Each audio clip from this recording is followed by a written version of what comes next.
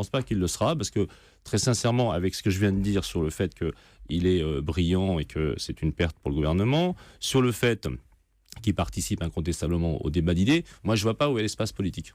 Je vois pas où est l'espace politique d'Emmanuel, qui globalement est apprécié à peu près par tout le monde, mais qui est aussi le deuxième choix de tout le monde. Et quand en politique on est le deuxième choix de tout le monde, ça fait pas beaucoup de voix à l'arrivée. Et j'ai toujours constaté que... il y a vraiment, eu quand même un candidat, François Bayrou, qui sur une ligne, je fais pas d'analogie, mais sur une ligne comme ça, un peu en dehors des uns et des autres, avait fait 17% en 2007. Qui était là depuis... 20 ans dans la vie politique, ça doit être peut-être la deuxième ou troisième fois qu'il candidatait. Il était quand même à la tête d'une formation politique installée et structurée.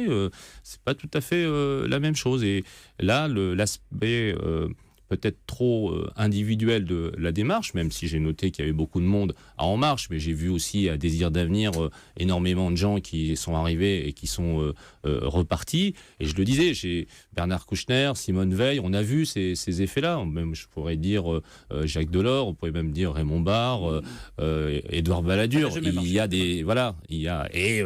Quelque part, je pense qu'il s'est un peu mis dans cette démarche-là, et c'est pour ça que je ne désespère pas que quand le chef de l'État, fin de décembre, comme il l'a indiqué, il prendra sa décision que moi j'espère positive de candidater, eh bien moi je ne désespère pas d'avoir Emmanuel à nos côtés pour apporter tout ce qu'il apporte, c'est-à-dire avec beaucoup d'élévation, beaucoup d'intelligence, beaucoup de lumière d'ailleurs, et puis quelque part aussi beaucoup de sympathie et d'empathie. J'ai une question